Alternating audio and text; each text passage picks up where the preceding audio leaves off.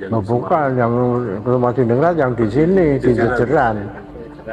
Nah terus di Dukuh itu ada lagi dibuat besar-besar itu ya bin Yahya gitu di Dukuh baru ini. Nah itu malah berani dipalsukan. Konyol karena apa? Karena menabrak data keraton yang sedemikian kuat dan sedemikian ya, jadi ya ini nasabnya bin Yahya itu enggak ada catatannya sama sekali. Dapat silsilah keraton. Ya di silsilah keraton. Iya dari Balai Pripun itu pripun tanggapan? Terus ya itu. Wah, tapi kan menurut Habib Lutfi ini KRT semua Diningrat itu masih pondok, mulai pondok beberapa tahun, tua baru meninggal.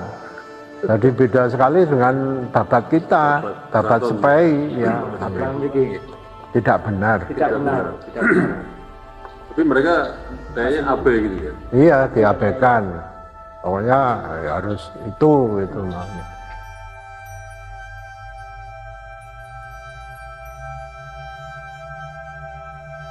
Terima kasih. Kami kalau dari ahli waris itu karena dari Wali Songo sampai sekarang ini tertata rapi, sorosilahnya itu tertata rapi, jadi tidak mudah untuk di kanan kirinya. Apalagi kalau putra putri raja, kalau di Keraton Solo itu kalau misalnya dapat orang China ini langsung apalagi pindah agama itu langsung dicorek dari warisnya.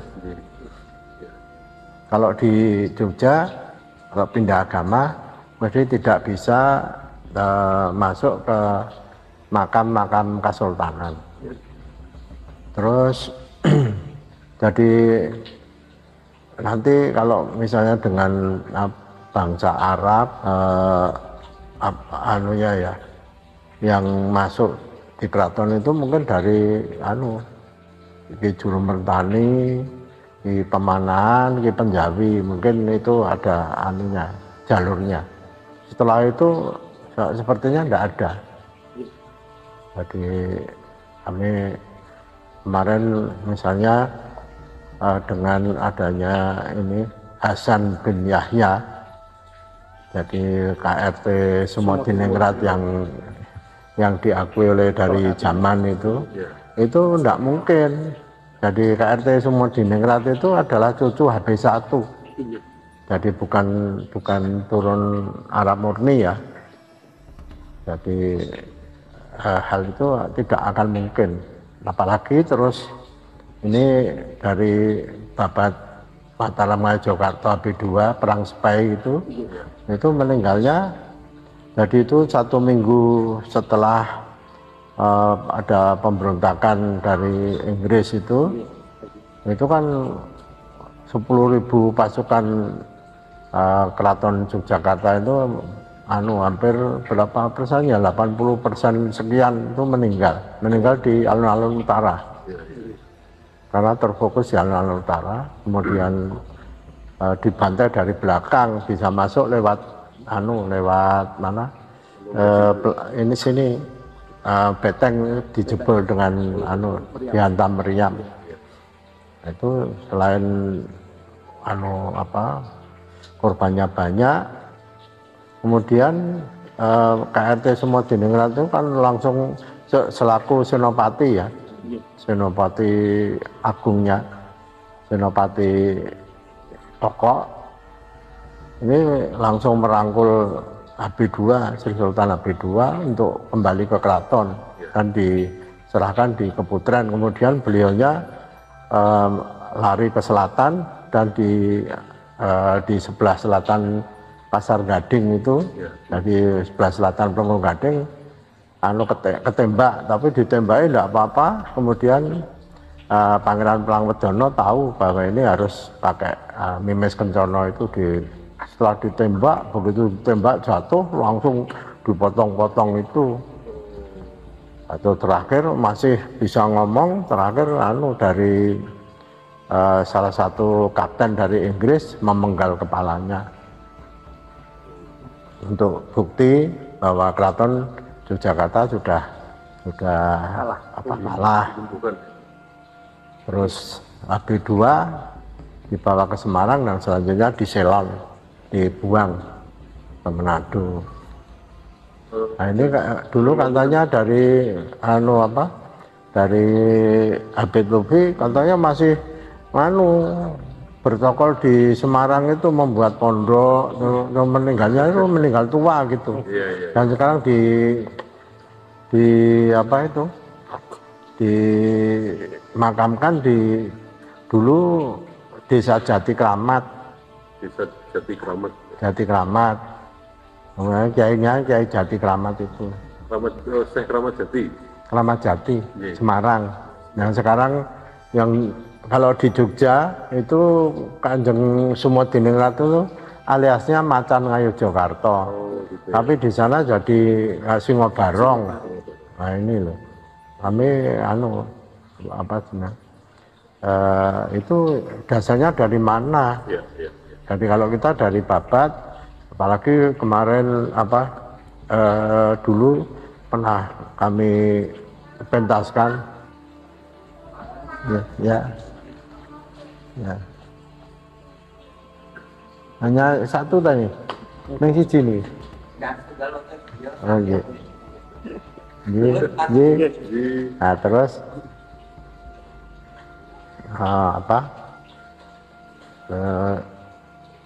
sampai dalangnya itu Ki Catur Kuncoro itu dipanggil sama Habib Lutfi. Loh, orang masih mengelola pondok masih lama itu, setelah kalah itu terus malah ngomong kalau KRT Sumodiningrat itu jadi mbah saya itu ada dua, KRT Sumodiningrat sama Kusumodiningrat. Itu yang mungkin yang itu yang Kusumodiningrat, babatnya itu Sumodiningrat bukan Kusumodiningrat. Pas waktu itu enggak ada yang namanya Kusumodiningrat, hanya Sumodiningrat. Terus setelah itu putusan Ibu Teddy ke sini, itu dari dulu Komandan BIN wakil, ada zaman Pak Harto, Bu Teddy-nya, kalau Pak Teddy-nya udah enggak ada, terus Bu Teddy yang ke sini. Oh itu terus di mana itu kalau di sini mana toh makamnya? Makanya di Jejeran sebelah barat masjid. Terus sana ke sini lagi. Lukanya seperti itu. Senopati kan besar itu gelarnya pangkatnya kan besar, hanya seperti itu, jadi cukup biasa itu.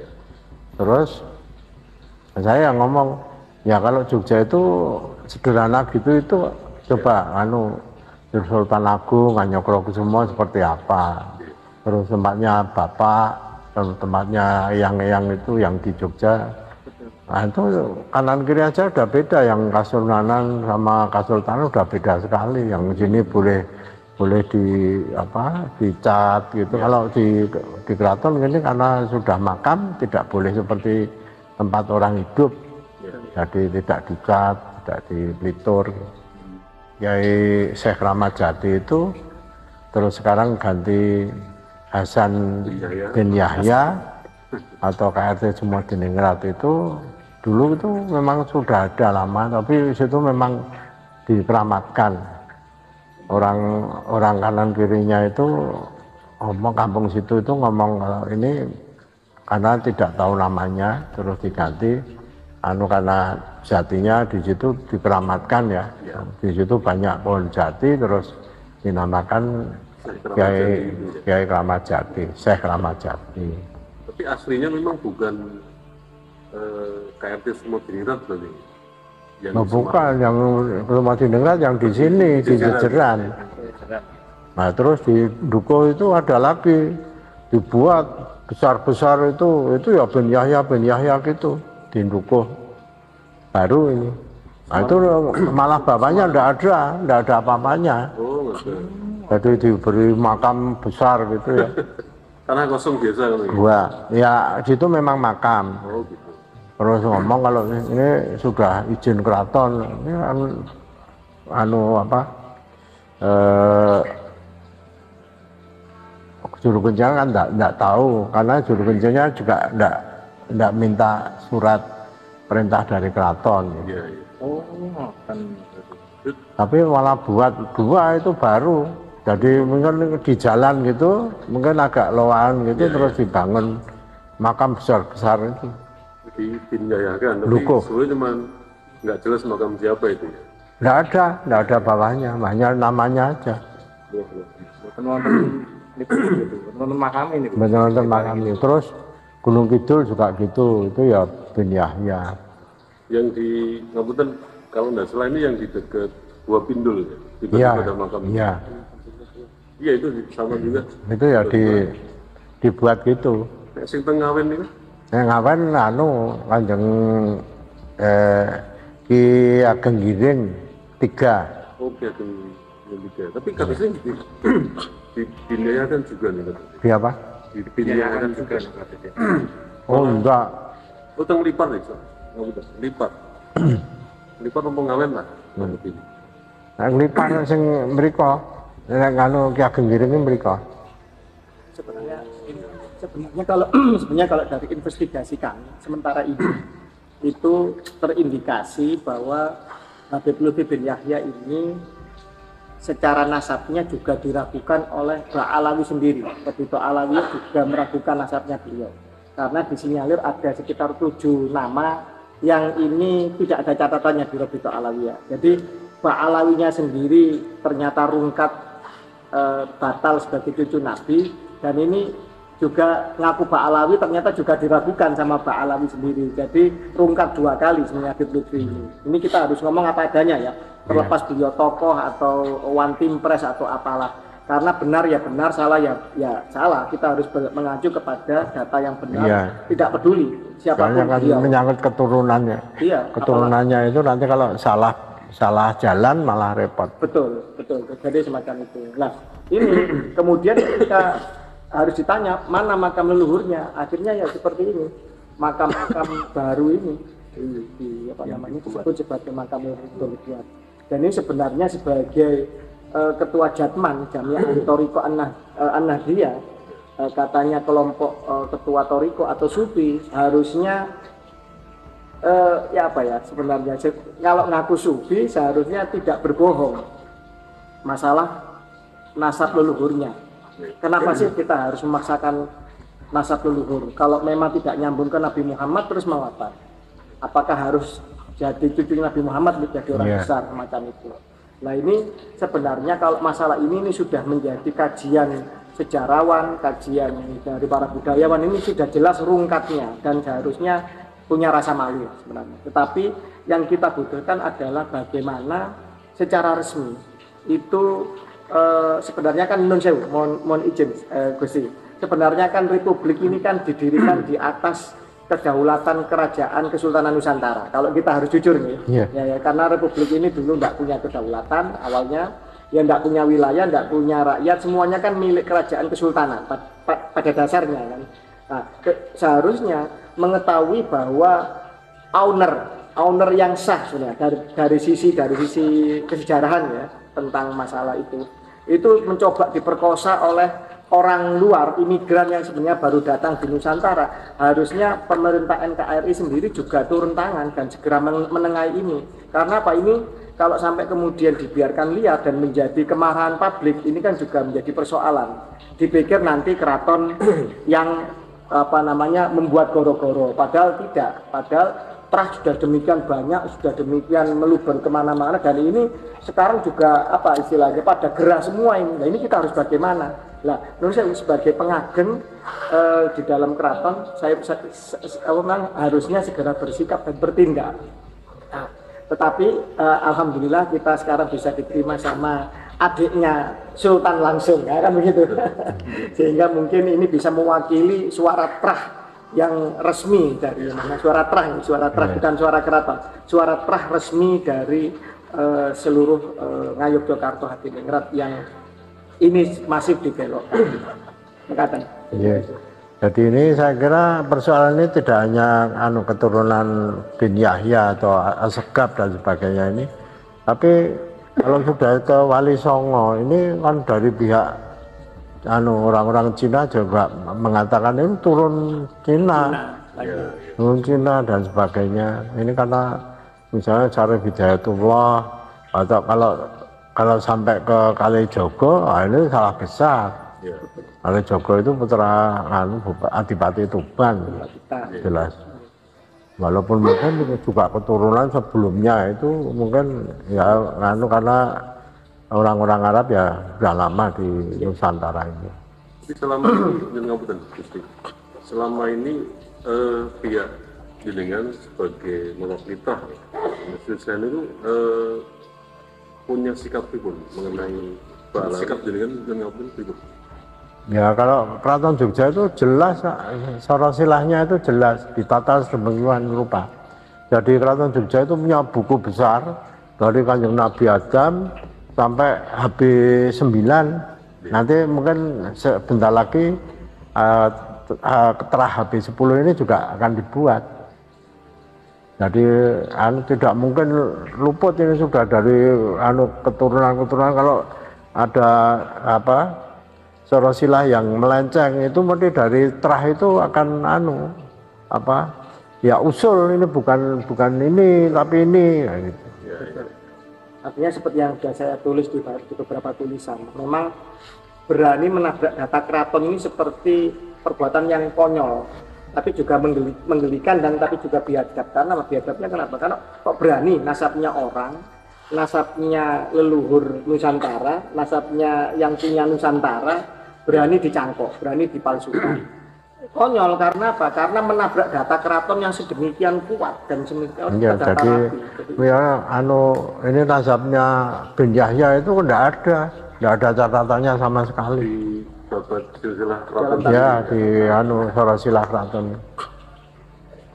Mungkin ada beberapa pewaris ini juga sebetulnya pengen juga itu istilahnya, mohon maaf sebelumnya menggugat gitu, pernah.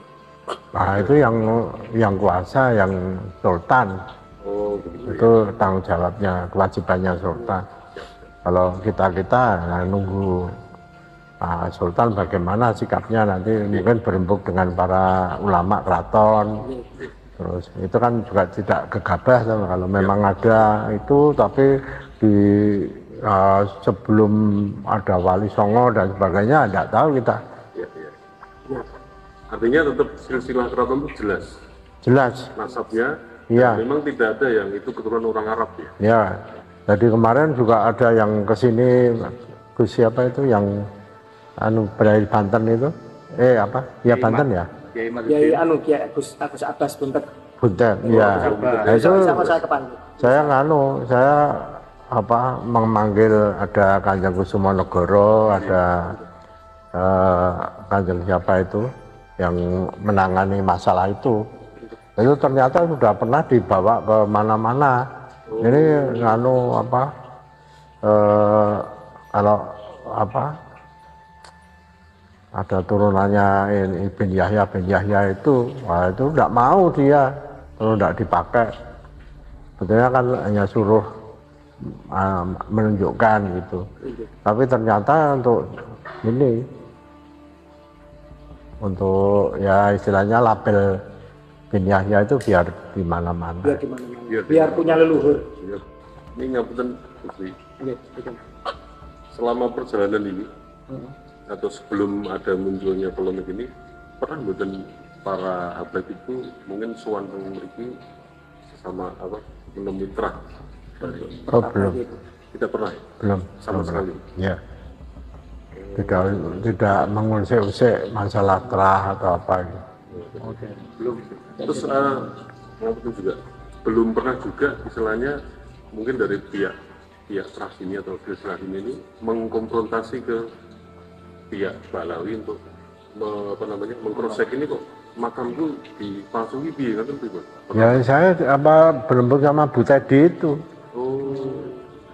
Itu dipun ceritakan. Jadi Bu Tedi kan diutus Habib Lutfi untuk mengklirkan masalah KRT Sumodiningrat itu. Kalau itu sudah kami ada dari Kabupaten Sriwandowo, ada Mas Enggar, Mas Kusumanegoro, terus saya gitu. Ini dari BIN tadi ya? Dari istrinya. Oh istrinya. Ya. Oh iya. Mungkin santri sana. Iya iya. Nah terus ya itu saya matur bahwa ini kalau Kanjeng Sumodiningrat itu cucunya habis 1. Cucunya habis 1. Jadi tidak mungkin ada bin Yahya karena ini silsilahnya itu sudah jelas. Terus pihak dari Balai Pripun itu pripun tanggapan? Terus ya itu. Wah, tapi kan menurut Habib Lutfi ini KRT Sumodiningrat itu masih pondok, mulai pondok beberapa tahun, tua baru meninggal. Jadi beda sekali dengan babat kita, babat Sepai ya AB2. Wah, monggo saya hanya gitu. Monggo Ya, sebagai pengelola pondok itu pripun maksudnya? Sumodiningrat diklaim oleh mereka itu. Ya memaksakan bahwa itu KRT Sumodiningrat. Oh, begitu. Ya. Jadi kalau keraton itu jelas, misalnya turun raja itu bisa R-nya masih ada. Tapi kalau dari Arab atau dari enggak ada turun rajanya dari Mataram, itu enggak keluar R-nya. Jadi KMT sebetulnya Kanjeng Mas Tumenggung, bukan Kanjeng Raden Tumenggung. Ini KRT kok ini masih cucu. Betulnya kan Raden Mas, masih Raden Mas. Terus jadi abdi dalem, prajurit. Jadi senopati malahan. Nah, terus tetap karena masuk ke jadi abdi dalem jadi KRT.